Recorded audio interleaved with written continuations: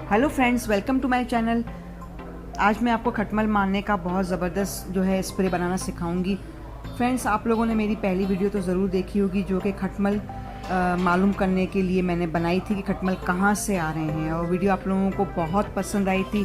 जिन लोगों ने नहीं देखी तो वो लोग ज़रूर देखेगा ताकि आप लोगों को पता चल जाए कि खटमल आपके घर में कहाँ से आ रहे हैं, उन्होंने अपना जो है डेरा कहाँ पे बसा रखा है। ठीक है गाइज़, और ये जो मैं स्प्रे बनाऊंगी बहुत ही कम पैसों में, कम वक्त में आप लोग बना सकते हैं और इसका रिज़ल्ट बहुत ज़बरदस्त है। आप लोग ज़रूर जो है ट्राई कीजिएगा।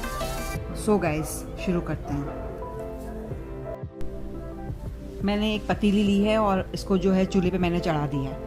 अब इसमें मैंने 2 गिलास पानी डाला है और ये नीम के पत्ते अब इसमें मैं ऐड करने जा रही हूँ। जितने ज़्यादा नीम के पत्ते होंगे इतना आपका लिक्विड जो है असरदार बनेगा। इस तरीके से आप लोग इसको जो है पका लें अच्छी तरह।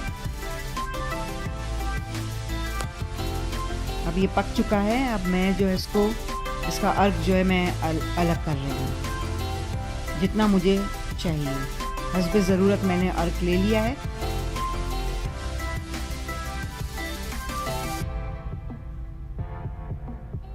फ्रेंड्स, ये मिट्टी का तेल है और जितना मैंने ये अर्क लिया है उतना ही मैं इसमें मिट्टी का तेल जो है ऐड करने जा रही हूँ।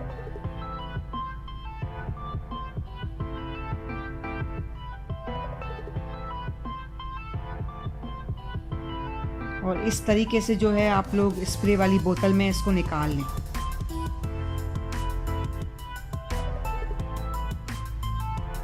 फ्रेंड्स, एक बात का आप लोगों को ख्याल रखना है कि इस स्प्रे को जो है आप लोगों को हिला हिलाकर जो है अच्छी तरह हिलाकर आप लोगों को स्प्रे करना है और फिर 1 घंटे के लिए कमरा बंद कर दें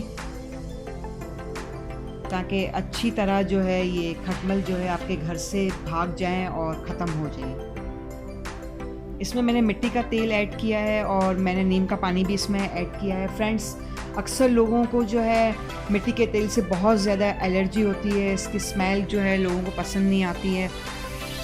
और जब मैंने इसके अंदर नीम और मैंने इसमें मिट्टी का तेल ऐड किया है तो आप लोग यकीन करें आपके घर में बिल्कुल बदबू नहीं आएगी।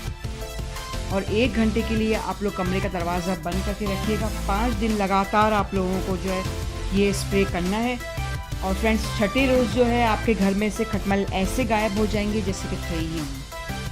आप लोग ये टोटका ज़रूर ट्राई कीजिएगा और मुझे बताइएगा आप लोगों को ये टोटका कैसा लगा, और मुझे दुआओं में ज़रूर याद रखिएगा। बहुत बहुत शुक्रिया।